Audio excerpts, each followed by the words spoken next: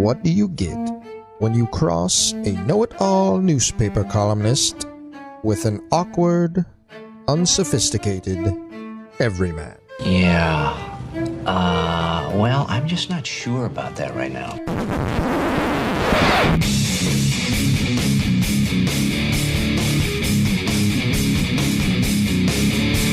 Welcome to Couch and the Rube. Welcome to Couch in the Rube, our Wednesday show, presented by our friends at Front 43 Neighborhood Pub and Cask & Company Kitchen and Bar near the Lansing-East Lansing border on East Saginaw. My wife was there Monday with some friends, brought me home one of my favorite dishes, the Big Island Bowl, and they've got incredible sushi dishes, also burgers, flatbreads, beer selection. And I love being at Front 43 and Cask & Company. Two adjoining restaurants, different vibes, incredible place to watch a game, to hang out. But the next best thing is having Front 43 and Cask & Company brought to me to go. And you can do that. You know, you just order on the website. You can also make reservations there at caskandcompany.com. But I highly recommend swinging on by. I think I'm going to catch some Premier League action very shortly there with our friend Andrew Gauthier from Groovy Donuts as well. Jason, how you doing, brother? Pound the bushes. Iguna Yaba Gita Jared Goff. What's up, man? How you doing? I'm good. Yeah. I'm good. You okay? No, I'm bummed. My friends lost their jobs today. I had a couple friends in the podcast industry, you know. Harry, Brother Bry, Parlay Kid. I mean, Cousin Sal will be fine. But the Against All Odds podcast, the last episode, came out last night. I was listening to it this morning. I was really bummed out for those guys. Yeah. No, we'll have Harry Fuck on. Bill Simmons, man. That Bill Simmons canceling their show. He's taking the hit for that. Well, it sounds like they reorganized a bunch of stuff over there because they got rid of the soccer pod I love too. So there's a bunch of stuff getting changed out. Yeah, no, sucks. So for everybody's Harry. losing favorite show from the Podfather, Bill Simmons. Yeah, he's the Podfather, right? Like, I get it. You got to make certain decisions. What I don't understand is how Cousin Sal, with his connections, couldn't take that elsewhere. I think Cousin Sal has a deal with Simmons because he does the one Bill Simmons podcast that I love, the Pick the Line or Guess the Lines on Football Sundays. So I think he has a contract with Bill Simmons, right? It was like, hey, we need to get rid of your gambling podcast. You know the hardest thing? I figure you can go anywhere. I mean, we have a podcast, right? They could do that podcast elsewhere. The hardest thing about listening to the last show is how depressed Harry was on it. You could just hear his voice. Yeah. And, I know. We're going to have Harry on. Harry's like me. He wears his emotions on his sleeve. So I know that, you can't hide it because you got to be professional and end on a good note. I was wondering because it made me think of our own show ending because this thing has to end at some point. I would fucking hope here. And I was like, I don't think I want to do that kind of episode though. I just hope the show just goes away like an Irish goodbye. We just get out of here and I don't know. Is that bad? I would like to thank people, but I appreciate what they did, but it was such a bummer them going over like the best bits that they have done. This is how the show would end though. It's going to end with it's going to end with either us Irish goodbying or us just sobbing. No, or us having our first real knockdown, drag-out argument, and that's it. And we just walk off. We storm off. After almost 1,100 shows? Yeah. We're going to get into that argument? Yeah. What could that be? Wow.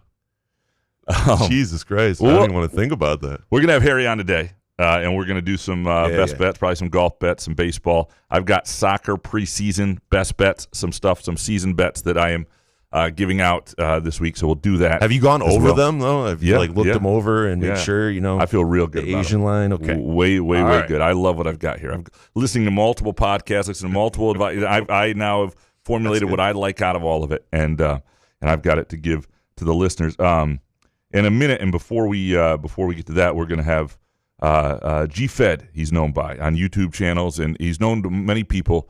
Garrett Fedawa, he's from Lansing, but he's known to many people as the guy who does stadium tours, sees how long he can stay in stadiums after games, sees if he can get on the field. He's doing 100 college football stadiums in 100 days. How is that possible? We'll ask him that. Because it does seem I don't difficult. want to blow the interview here, but man, that's like...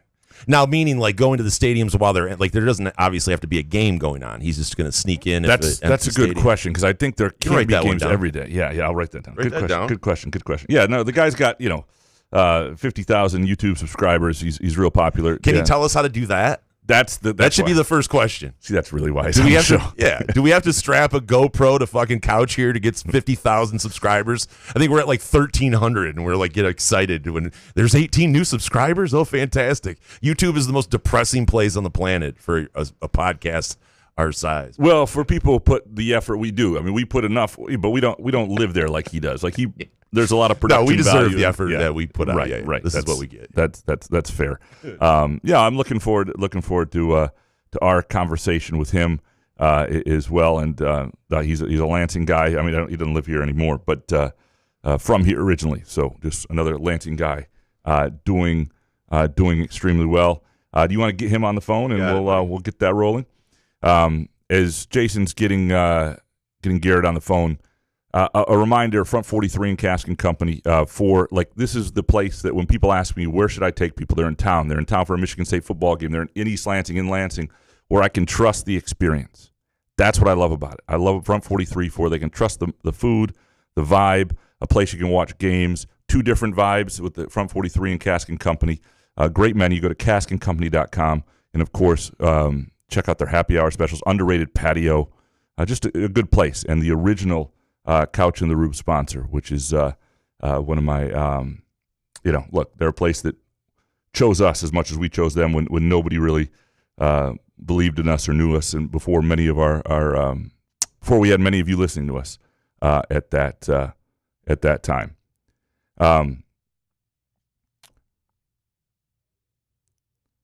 Are we all set with Garrett? Perfect. Well, very pleased now to bring in Garrett Fedawa, a son of Lansing, fellow son of Lansing, goes by GFed. That's how most of you know him on his YouTube channel, on other platforms, be it TikTok, Instagram, X. Many of you will know him from seeing how long he can stay in stadiums, seeing if he can get on the field at different stadiums around the country, be it Spartan Stadium, be it the LA Coliseum, be it Madison Square Garden, Boston College, wherever it might be. It is one of my favorite things to scroll through, and I can, I don't know if it's been since I got in a real Hamilton fix that I've done as much like scrolling on the toilet watching somebody or something as I do right now. So, Garrett, thank you for that and welcome. Yeah, appreciate it, guys. Thanks for having me. So, first of all, I'd love to know a little about your journey because how did this happen? Are you sitting in economics class at Lansing Catholic and 10 years ago thinking, man, at some point this is what I want to do, or how does this come to be? Honestly, not as much as I think people would think. I'm not like the type of person that ever really had major aspirations to do social media stuff. Like I went to Western Michigan for business school. I thought I was kind of going to do like the corporate route this whole time on the business path, but that job that I did, it involved a lot of traveling. I traveled to a few different stadiums to see them in my own time and didn't even post them on the internet at that point.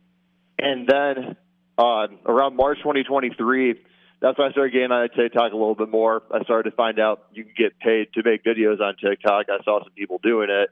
So I figured this seems like a good creative outlet for me to get some stuff out there. So I started doing just regular, takes, green screen content from my basement for like the first 4 months.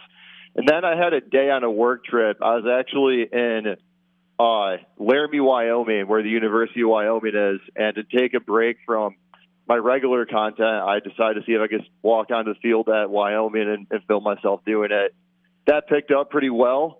So I figured when I got back to Chicago, where I'm based at now, I got to make a few more of those videos. So I went to Northwestern. That video did really well. Drove down to Illinois the same day, drove over to Notre Dame the next day. And that's when opportunities really started to come and it became a real thing.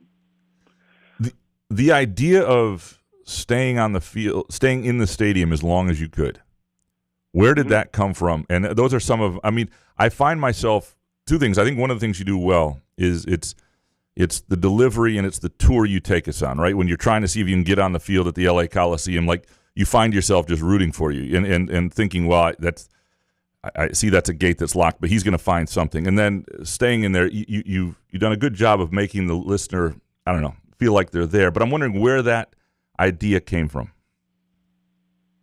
Yeah, so the How Long Can I Stay series, that started probably 2 weeks after the Walk-On Challenge, and the Walk-On Challenge is going great, but on short-form content, you got to be posting pretty consistently, and with the 9 to 5 at that time, doing that kind of content Monday through Friday was pretty tough, so I had to think of something on my toes, and think of something I could do at pro stadiums, because pro stadiums, you can't really do a Walk-On Challenge. They all got 24/7 security. It doesn't work.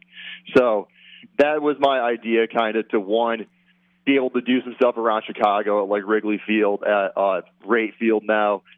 We get the pro teams involved in that regard and go from there. So that's why I did that. You're doing a new venture on YouTube this fall, 100 stadiums in 100 days, starting with the opening weekend of college football. The first question is, like, I mean, logistically, and I've watched sort of your preview advancing it, and you've got sort of an outline that could obviously change. It seems to me like, it could become a pretty quick logistical nightmare. And how many of those stadiums are you hoping are on game day? Like, are they or on some sort of game happening? Take us through the process of that a little bit. Yeah. So based on my outline, like the anchor is going to be college football. I want to go to, NFL, MLB, NBA. They're going to make those appearances when there's not college football games to be at. But the anchor is going to be college football.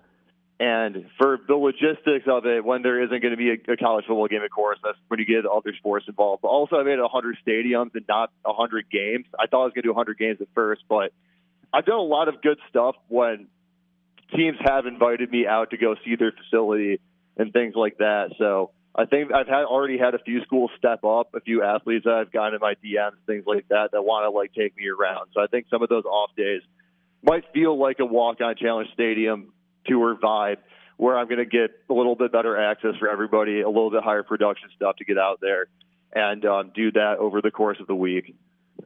You're pretty recognizable now. Like, if you were walking in a stadium, I think there's got to be a decent chance that even a security guard is going to know who you are and what you're up to. Do you run into people from time to time who sort of foil the plot a little bit because they know exactly who you are, and maybe that helps and they just let you stick around? But do you run into that now, being more recognizable? Yeah, I do run into it a lot, and thankfully I have. It's helped me more than it's hurt me, I would say. I feel really good about saying this because I feel like some people might perceive me as a nuisance, but in my experience face-to-face with people, a lot of security teams, especially the lower-level guys that are running sections, they all dig my content, and I've gotten a lot of good love from them, so that's been great as far as that side goes. But it is a challenge to do all of this traveling and kind of keep where I'm at behind closed doors before I go somewhere to make it all work. If I tell people where I'm going to be before I'm there, that's when I run into problems. So part of the reason I'm doing the 100 stadiums in 100 days, because every time I drop these videos, I'll get comments saying, like, man, I wish I could have saw you at this game. I was at this game. I wish I could, link up, do whatever.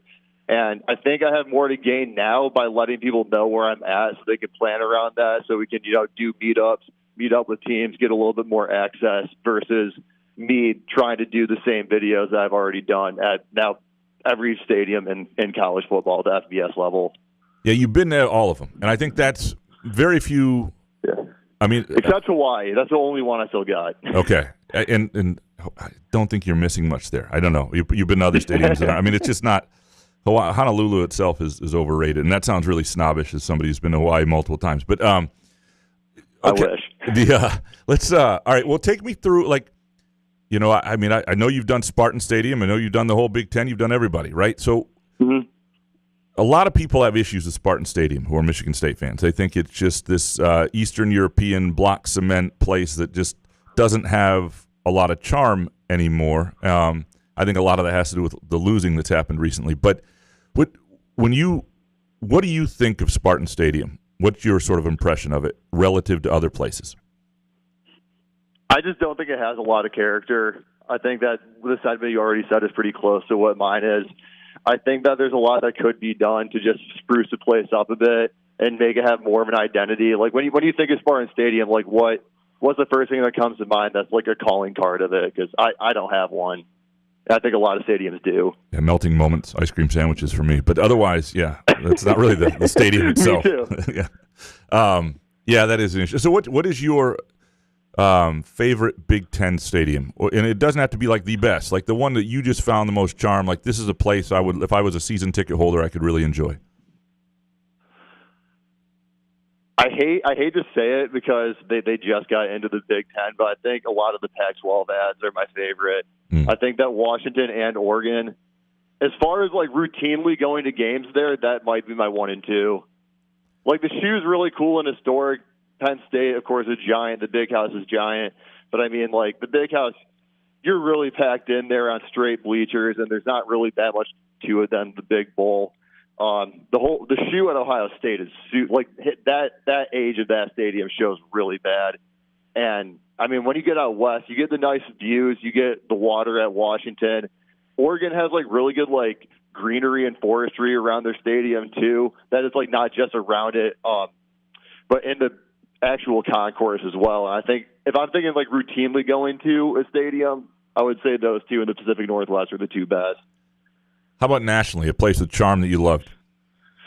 I mean, yeah, those are up there nationally as well. I think that like some of the more expected ones, LSU is the biggest stadium in person I've ever seen, just because it goes so high up. Texas A&M is pretty close in that regard as well. And then a few sleeper ones that like I think people just don't think about as being nice stadiums because their programs aren't as historic, but they're just really nice spots to watch games. Is I really like the stadium they got down in Louisville. I've had some really good times down there, and I was actually really, really impressed with North Carolina's stadium in Chapel Hill. I think they got a really nice dig at Keenan. What's the give me the worst stadium or worst experience you've had doing this? Like, is there a place that, I mean, because sometimes that can lend to it too, where it's just you've been, how you were treated or the whole place, just the worst experience you've had? The worst experience is definitely at Georgia. Georgia is the one school that, like, really took an issue with my content. I've had, like, rough conversations and whatnot, and people tell me I shouldn't be doing what I'm doing. But, like, they're the one school that, like, actually, like, we got to get, like, police involved and stuff. And, like, no one else in the FBS did it but them. So, yeah, they're easily number one for me. So what was their issue? I just walked through an open gate, and they were upset that they didn't lock it.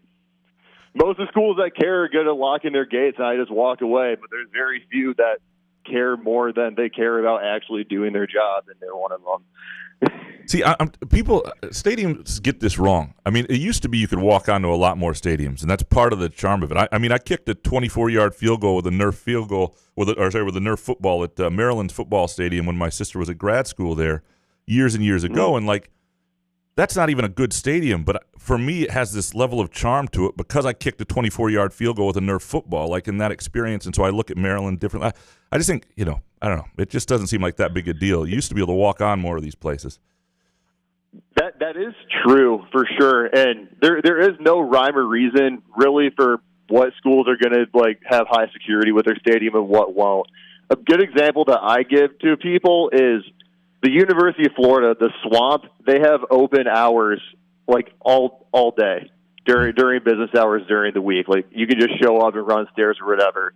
The Swamp has to be a top like 10, 15 stadium within like recognizability in the entire country. So like I feel like if they can do that, then anyone can do it. It's definitely a choice. That's a great point. And most of these places are public to some degree. Right. How about a mid-major stadium, place that just had incredible charm? And I'm guessing the Kibbe Dome had fallen out of FBS before you started doing this, correct?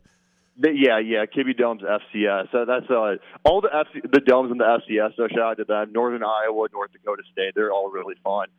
Superior Dome too. I didn't get inside of that, but that's another great one. But as far as like actual G5, man, I mean, Liberty's in Virginia is like really, really nice. They put a lot of work into that off the top of my head. Akron in the MAC, they definitely have the best MAC stadium. I wish the better football was getting played there, but their stadium's great. And then into of course, the Mountain West too. Like they got some of the best ones just with the scenery and whatnot. I think the scenery at Utah State is the best in the G5. Yeah, Akron's new stadium. I've covered games at Akron and also at the Rubber Bowl, their old stadium, which was not nearly as nice, but had charm. But the thing that sticks out to that is I just remember another sports writer having the worst BO I can ever remember at the Akron, the old Akron football stadium. Like to this day, if I think about Akron football, I think about BO and the Rubber Bowl. It stands out. So Yeah, go ahead. You're at 50,000 subscribers on YouTube. That's a pretty good number. Are you? I'm guessing you're able to do this full time now. And how did that? I mean, you've grown it pretty quickly in a couple of years here. When did you know you really, really had something? And is this full time for you now? Right. Yeah. So I started doing this. I actually went full time a little bit quicker than most people probably should. So I started consistently posting content March 2023. I went full time October 2023, which was about 2.5 months after the walk-on challenge started. And I went full time because YouTube's been pretty solid as far as bringing in ad revenue and whatnot, but TikTok also has a pretty good ad revenue program. And with my following there being 10 times what YouTube is, the money's also been not 10 times as much, but it's been a little bit more. And then also just with having a good following, you start to do brand deals and whatnot. It brings in money as well. And I got a deal with OddsShark. They did one with me for 4 months before I went full time. That was enough money that no matter what happens with the ad revenue I'm coming in, I have that base at least. So I gave myself 4 months of that deal and kind of figured with that in place, and then of course all the places I had to go, keeping the ball rolling, going across the country, picking up pockets of followers everywhere I go. That was just kind of the method where it's I think I can take off my job and just get paid to do this for at least a year or so. And we've done that now, and now we're on to the next thing. No, it's very cool. If you had advice for people, maybe even a show you're on right now about building YouTube following, what would it be? Because there are a lot of people who'd love to do things like you do. Very few people do it as well as you've done it. YouTube is very tough and takes a lot of time and effort. If you're willing to put the time and effort into YouTube, the views will come. Of course, you want to have a halfway decent personality, but it is a lot of time and effort. That's my problem, think the best advice I can give for social media in general, though, once you can get to 10,000 followers on TikTok, that's when you can start getting paid, and that's when you can start making stuff that takes a lot less time than making a full YouTube video would. So I would tell anyone, start with TikTok, do whatever you got to do to get to 10,000 followers, start making some extra money on the side as you kind of build that up, and then transfer that audience into a YouTube or a Twitch that has something more long-term, or a podcast. Well, I have to say my favorite videos are, when you wind up at a really cool field house that's attached to the football stadium. I think those are the ones I love. It's like this bonus content, that's Boston College, right? I think it was Boston College had the stadium's right there. Or you have to get in through the field house. Those are my absolute favorites. You do what is I don't know what the days you really, really enjoy. What makes you enjoy it? What is your favorite thing about doing this? So one thing that I've really liked to do is I've liked to give some exposure to some schools, some places that are really, really cool that are just never really going to get the TV time that the bigger programs do, especially in this current climate of college sports, which has been most of my focus. I love college sports. You kind of feel like you get 80-90% of the coverage on 20, 30 teams, or everyone in the Big Ten or the SEC, but you still have so many big fan bases. I mean, we're talking the biggest school in some states even that thousands and thousands of people go to that no one's ever really talking about. And I think it's really cool that I would like to think I'm one of the few people that could show up to a North Texas or an Eastern Michigan or an Idaho or whatever it might be and really get some meaningful viewership for them. And they appreciate it the same way. And I think that's a fun thing that I've been able to do. So in this next venture, the 100 stadiums in 100 days, right. People can subscribe to your YouTube channel, GFed at YouTube, and then also there's going to be an extra level for people who want to subscribe for paying subscribers, correct? Yeah. So the schedule is intentionally loose. One thing I actually did in February, I went to my most liked comment every day for a week. And people had a lot of fun with that, getting involved and giving me some places to go. So, like, even if things do crumble, as long as I'm in my car and willing to drive wherever I need to go to be somewhere, we can make a lot of fun stuff happen and have a lot of surprises along the way. So the paid subscription, that's going to be more so to, like, funnel down, like, an entire comment section to, like, a group that's more manageable, and that's when final decisions are going to be made on, like, what the moves are going to be week by week. Is what I'm using that for. But main content is going to be on YouTube. Then, of course, short form, we're going to be moving that along in real time. And the YouTube is going to be a couple days behind, so I got to send it to an editor and get it all spruced up to look good. So, well, Garrett, I've enjoyed the conversation, man. I look forward to following along, and hopefully we'll chat again soon. Yeah, thanks so much. Appreciate your time.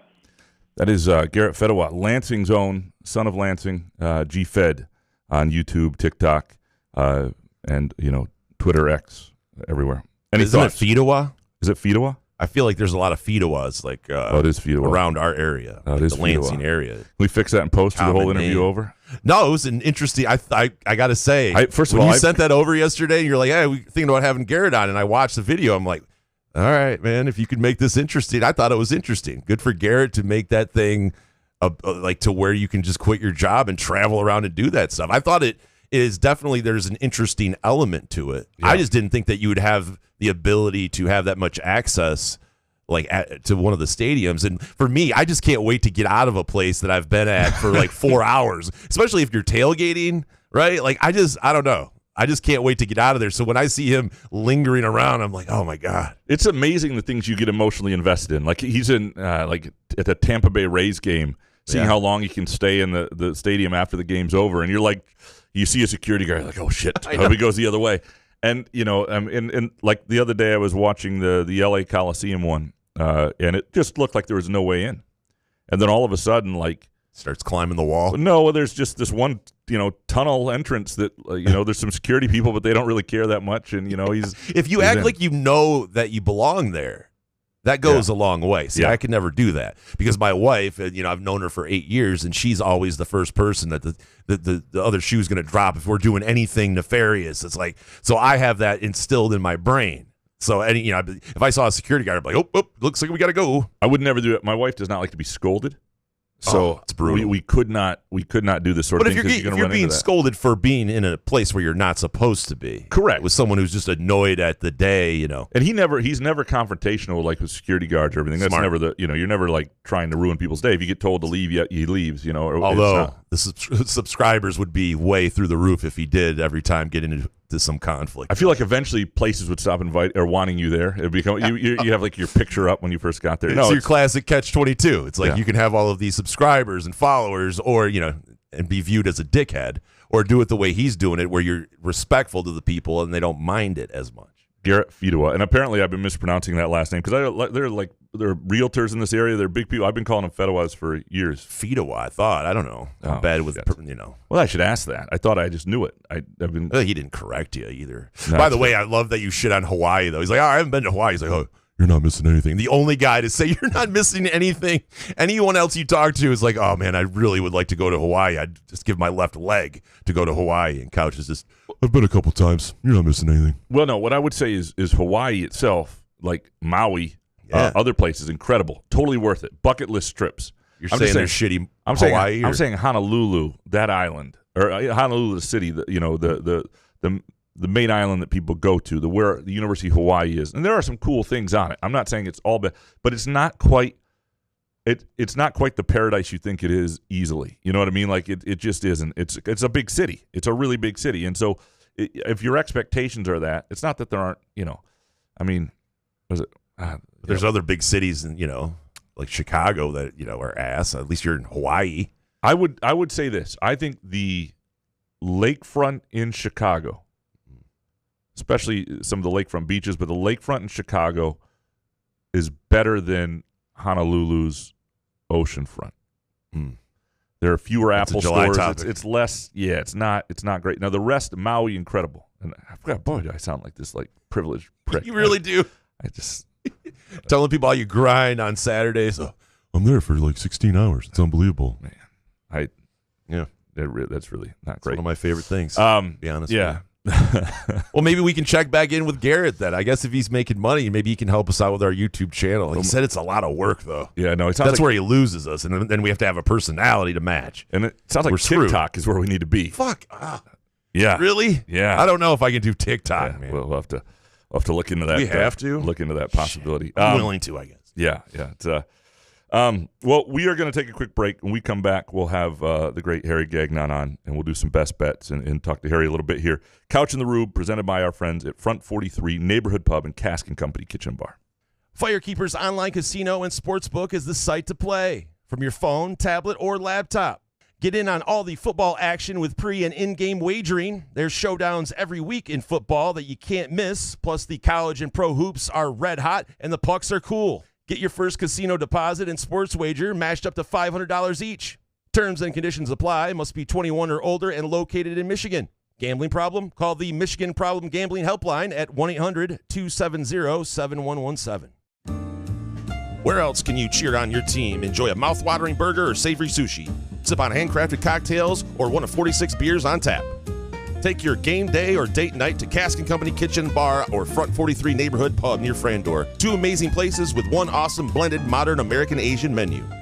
Catch the game on one of 30 60-inch TVs or stop in for the all-you-can-eat lunch buffet. Enjoy happy hour or elevate your night out at Cask & Company or Front 43 on East Saginaw in Lansing. Ever wonder how comfortable you can be and how good you can look? Put on a Muskox flannel and find out. Muskox has new arrivals for this fall, including the Caper Green Grand Flannel, which even makes couch look good. Muskox is a Detroit-based flannel company that creates soft and durable flannels made to last a lifetime. They become a great partner with Couch in the Rube, not just because they make us look good and feel good, but because they're good people too, and a socially conscious company. For every $100 purchase, $10 is donated to the Alaska Wildlife Conservation. Muskox flannels are designed with 100% cotton that is ethically sourced and double brushed for softness. Feel the quality and comfort of a Muskox flannel by ordering at gomuskox.com, where Couch in the Rube listeners can enjoy $15 off their flannel purchase with the promo code HOFF. Come enjoy irresistible, award-winning, handcrafted donuts and locally roasted coffee at Groovy Donuts. Surprise your family or coworkers with special holiday designs and flavors, or put the perfect finishing touch on an event with a custom order. Birthdays, weddings, gender reveals, our friends at Groovy Donuts are your answer. Experience the Groovy Donuts difference for yourself on Lake Lansing Road in East Lansing or in Williamston. Get more information or place an order at groovydonuts.com. Find Couch in the Rube podcasts on Spreaker, iTunes, iHeartRadio, Spotify, YouTube, Facebook, Google Podcasts, CastBox, and the Rube's favorite podcast addict.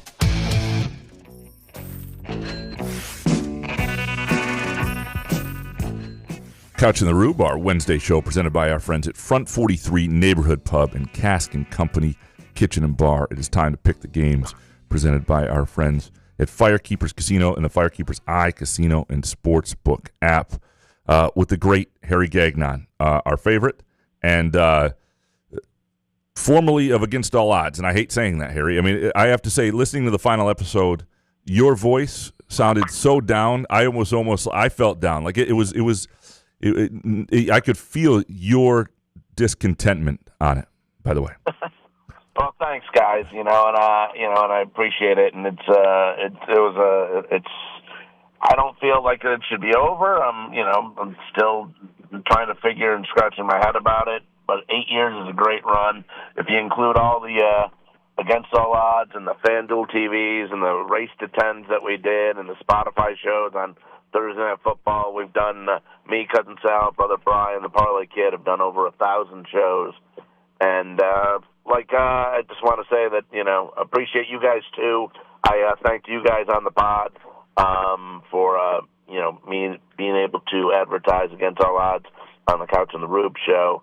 And definitely got a ton of fans on X and them listening to Against All Odds from the greater Michigan, Detroit area. So I want to thank you guys, and hopefully somehow, some way, maybe next year or something, we can come back in a different network or something, different possibilities to keep it going, because it's going to suck not being able to, joke around with the guys like we do and have fun all the time. It was great stuff. Man, I might have to fast forward right to the thank you for us. Oh my God, it was nice. Yeah.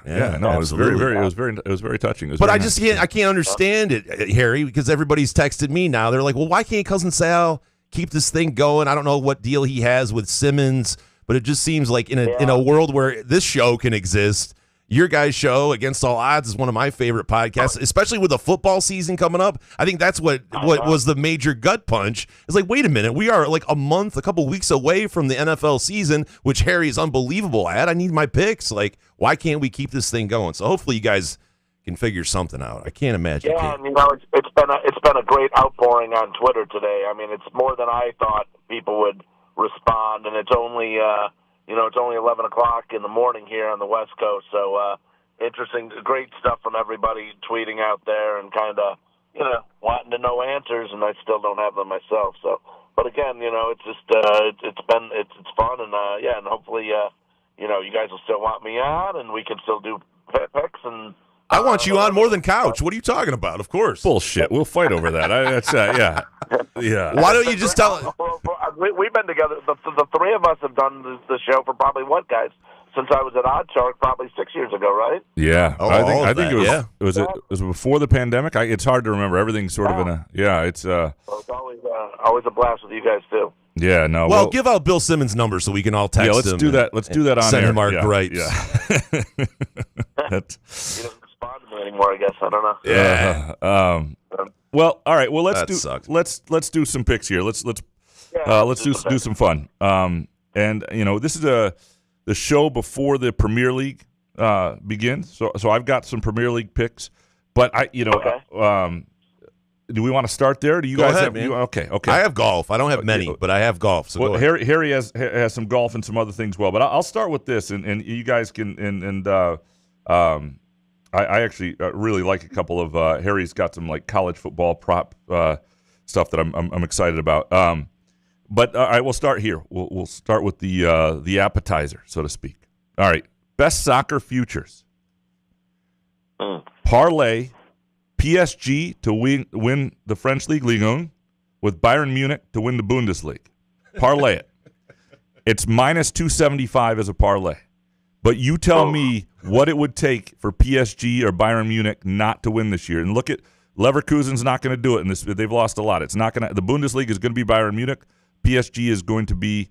Now, if you want to have a little less, money tied up just to win at minus 275, you can throw in Arsenal top 4 in the Premier League, which is going to happen, and it'll be minus 159. Or you could throw Chelsea top 4 and get the plus 117. I love both of those bets.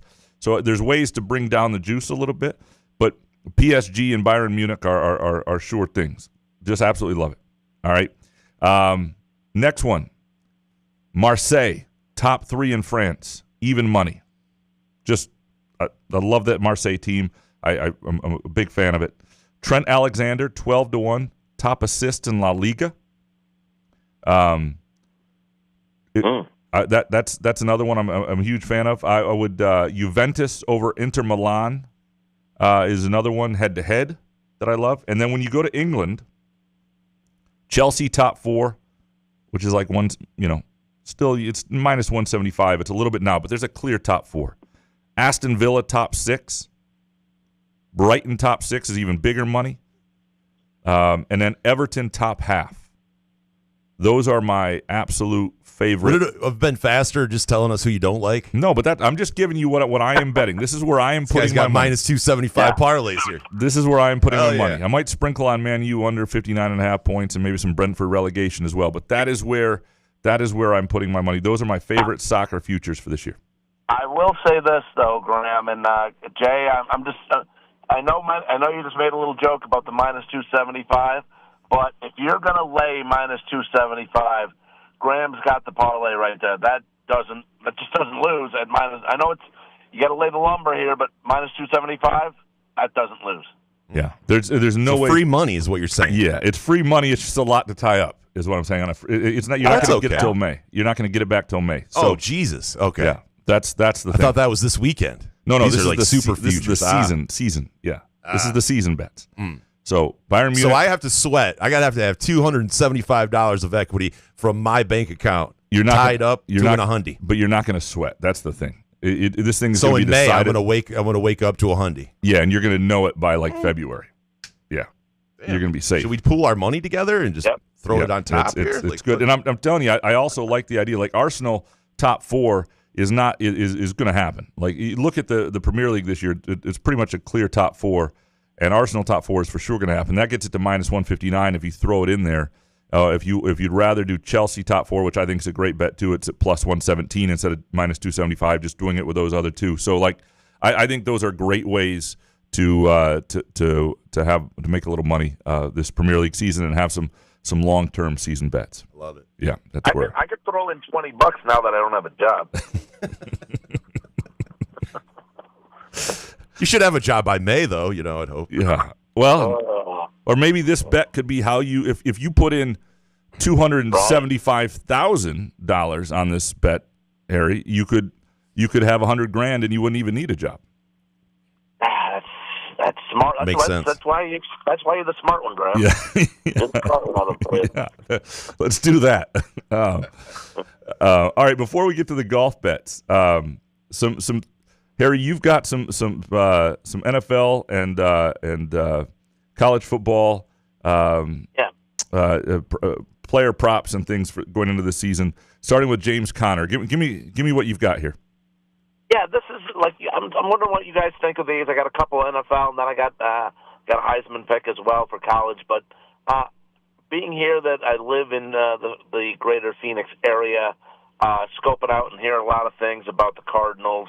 And I'm going to go James Conner under 900.5 rushing yards at minus 114. Look, I think this is a fishy number, guys, and we know what to do when we see fishy spreads. Considering Conner's last 2 seasons, yards-wise, has been his best in his 8-year career, but he's now 30 years old, and he's played more than 13 games just 2 times in the last 7 years in the league, and I really think the Cardinals are going to show a lot of Trey Benson out there. Trey Benson is going to get a lot of the burn in his second season in the league. They played him a lot the other night against Kansas City. He looked quick. He looked fast. I think he's going to get a lot of carries this year, take away from Conner's carries. Plus, they also have 26-year-old Michael Carter, who's finally healthy, who was drafted in the first round a couple years back by the Jets.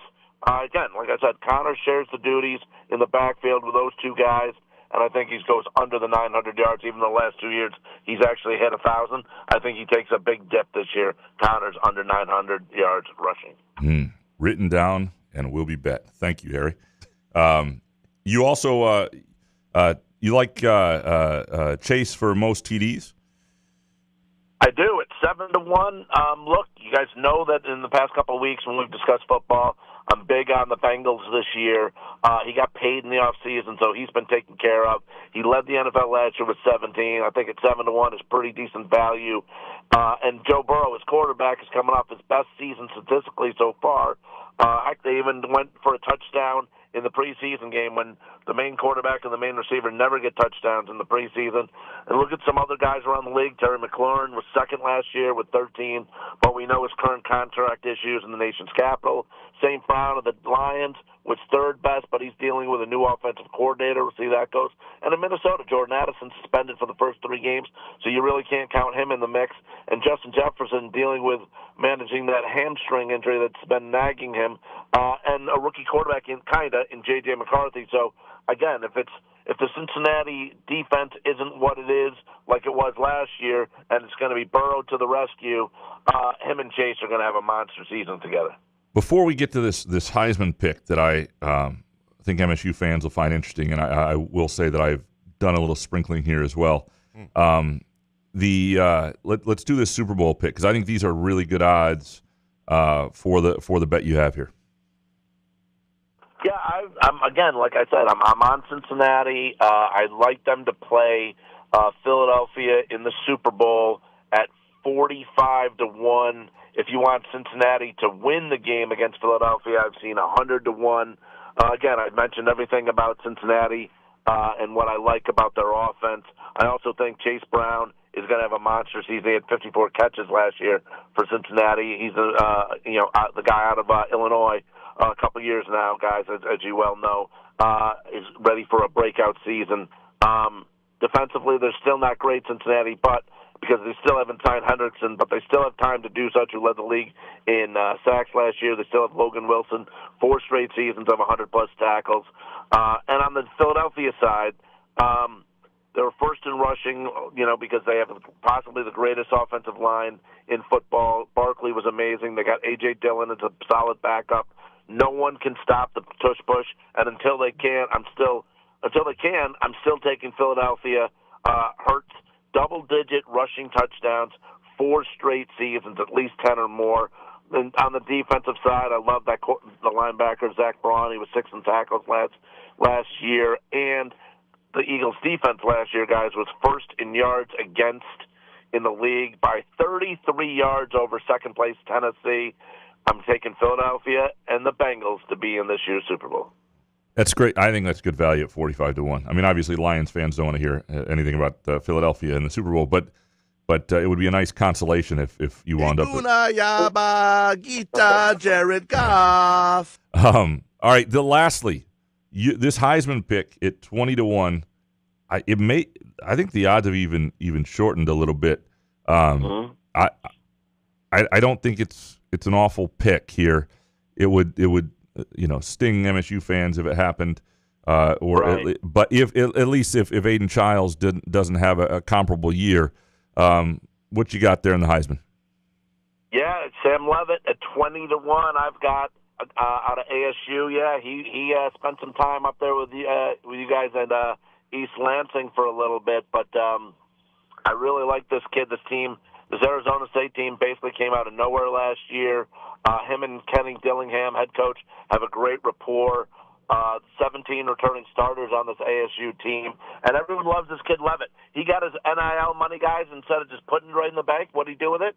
He just shared it with his entire team. He gave everybody a cut. He had almost 3,000 yards last year in his freshman season, 24 touchdowns, just 6 picks, led the team to the college playoffs. Should have probably beat Texas, would have probably beat Texas if they had Jordan Tyson, who was their leading receiver last year, who was banged up at the time. He's going to be back. It's going to be one hell of a 1-2 combo here with those two. Tyson had 1,100 yards last year, 10 touchdowns. We got a reliable tight end that he can throw to, too, in Tamar Mateer. Last 2 seasons he played at Cincinnati and ASU, had 55 receptions combined, 600 yards, and 10 touchdowns. They got a 3-star freshman out of Dallas named Harry Hassman. We'll see how he does, too. So Sam Levitt's got a lot of weapons to work with. This team, like I said, a lot of returning starters. This team should be as good, if not better, than last year's. It's going to be fun watching this ASU team this year. And Sam Levitt, 20-1 for the Heisman. So Bill Simmons is the anti-Sam Levitt, because when Sam Levitt gets money, he shares it with his friends. Bingo. You know what? You said it. I didn't.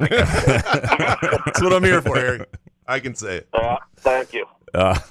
No, I like that. I think there's some. You've value already there. sprinkled on that. You had to. A big Sam Levitt guy, Graham. I'm a huge Sam Levitt guy. Yep, huge Sam Levitt guy. No, that's really good stuff, Harry. You guys both have some golf bets for this weekend. Jason, why don't you go first here? What we got?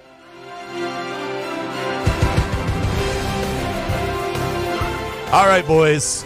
Not too many bets here. I got 2 bets just because we're getting down to where there's no cuts and 50 of the best players in the world are playing. So it gets kind of crazy at this end of the season here. So let's do a top 20. 2 golfer, 2-leg parlay here. Pays out plus 383. First golfer, Sunjay M, currently ranked 34th outside the top 30 cutoff for Eastlake next week. So he's going to be playing with a little gumption there. He's going to want to finish top 10 there. I have him at top 20. A win would vault him, like I said, into the Tour Championship and secure major invites for 2026. M also has a history of peaking late in playoff runs and thrives in these no-cut events. My next golfer in this 2-leg parlay, Kurt Kitayama. He's having a hell of a 2025. Won the 3M and T9 at St. Jude last week, and his ball striking is elite off the charts, ranking top 15 in shots gained off the tee and approach. Kurt Kitayama, Sunjay M, 2-leg, top 20, plus 383. And my other bet, I usually don't do this, Graham. First round leader.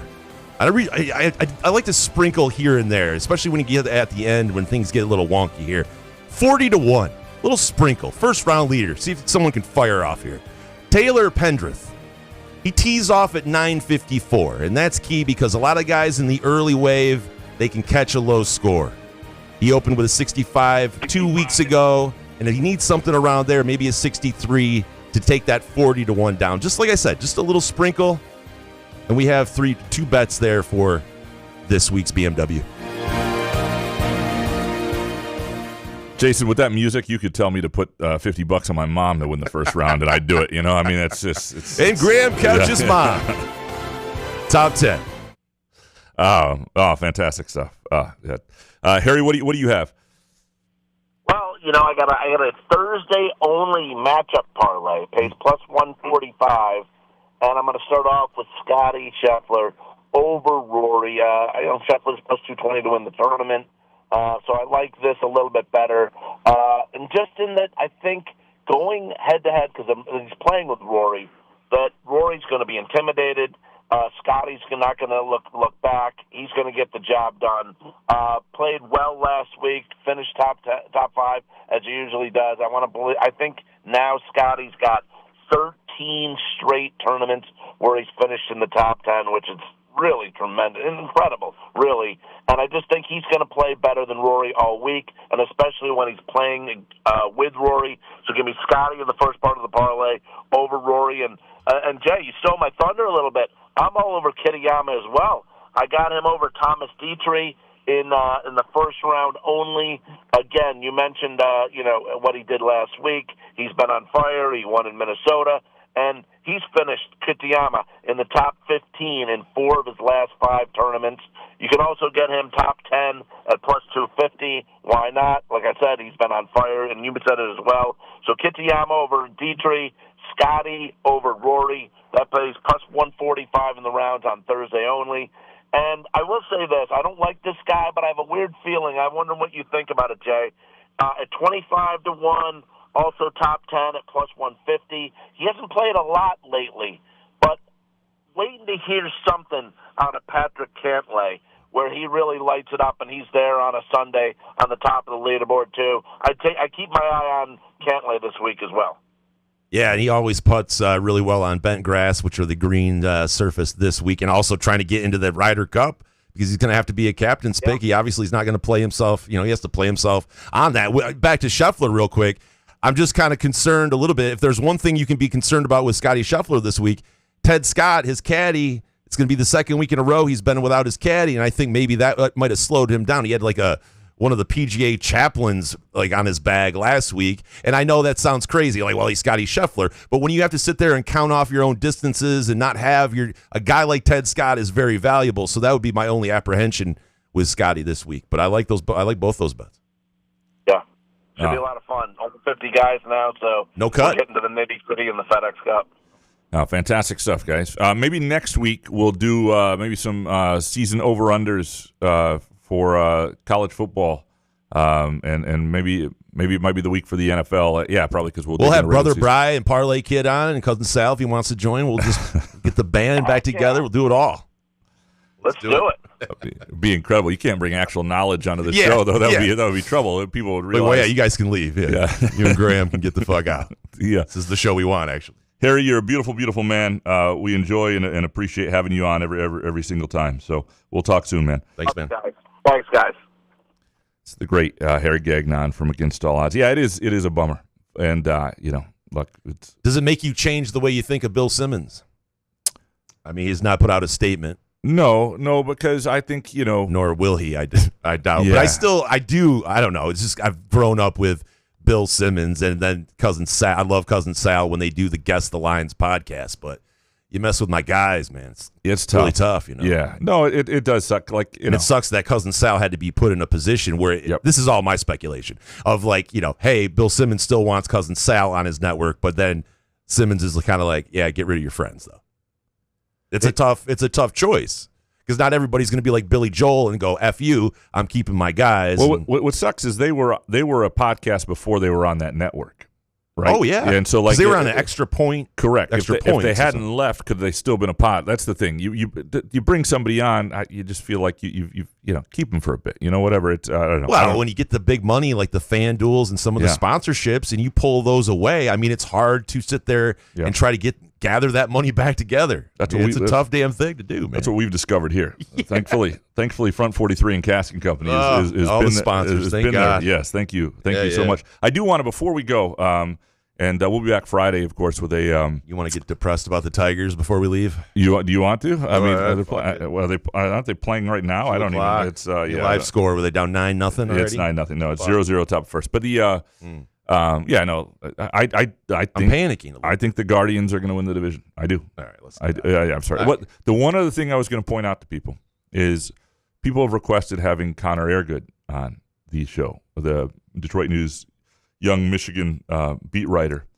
And one of the things that was brought up was the idea that he had said Nick Marsh doesn't see Nick Marsh as an NFL type prospect right now. I can't find that comment on Embling show anywhere. I went back and listened to both interviews with Connor with Ebling, which why didn't you? Why? That's a lot. Why'd you do that? That's do that to yourself. You could have just big ass. Don't you have Connor's number? You could have texted him. Like accuse him, like, hey man, did you? Not did accusatory, you but hey, maybe just call him. Be like, listen, hey, you could save me a lot of time and despair. I thought it would be easy to find. I thought it'd be easy to find him. Anyway, I'm fast forwarding through. I'm finding where's the Nick Marsh thing. Anyway, and the closest I can come is at one point, Ebling says, it's everybody. Most people think of Nick Marsh as a pro at a certain point. And then he switches to talking about Aiden Childs, and that's where the conversation is. And it was him saying, I don't think he leaves after this year. There's nothing about him not saying Nick Marsh is a pro. If there's a conversation that Rob and Ebling haven't put out there, that they had like it's a deep cuts interview somewhere where he just shit on Nick Marsh, I'd be curious to hear it. I didn't find contacting Connor Eargood would be not the way to go. You don't have to be accusatory. Be like, hey man, we've had some listeners listen, write in and say, hey, that you said Nick Marsh was ass. Well, I could ask him any time. I just thought it's what I mean. But why'd you have to go back and scour the internet of? I didn't. I had to listen to 2 interviews of Ebling. That's a lot. Which, by the way, it's a lot. I gotta say, Jack, when you have guests on, the 25 minutes sometimes, it's a grind. It's a grind. It is a grind. And who's that great on the phone? It doesn't have to do with the guest, really. That's it's like 25 minutes to be on a phone call. Well, yeah, and sometimes holy shit, you lose some steam sometimes. Yeah. I mean, take a break, or I don't know. Yeah, have him back on. You can have him back on. Yeah. Well, I think he does pretty regularly. So, but we'll still have Connor on. I just want to let people know that, like, if that exists somewhere out there, I didn't. No, we're going to keep searching for him saying this. And he also, for MSU fans who hated him, he had something today on Twitter that I think you'd like in terms of clapping back at a Michigan fan who was talking about Michigan basketball or something. Anyway, I'm not talking about Michigan. What's clapping back mean? I don't know. I just sounded good. We appreciate all of you. I was on next today, and it was a lot of clapping back. We appreciate Garrett for coming on. GFed on YouTube, TikTok, anywhere. His stadium tours. He's worth a follow. His stuff's really good. We appreciate Harry as always, and we will be back. And of course, our friends at Front 43 Neighborhood Pub and CaskandCompany.com. You can make a reservation at CaskandCompany.com. One of the best reservation systems. Put down the details. You want a booth, what side the restaurant you want to be on, all that stuff. And then we will be back on Friday answering your Groovy Donut Twitter questions. Good show, man. Yeah, man. Couch in the Roof.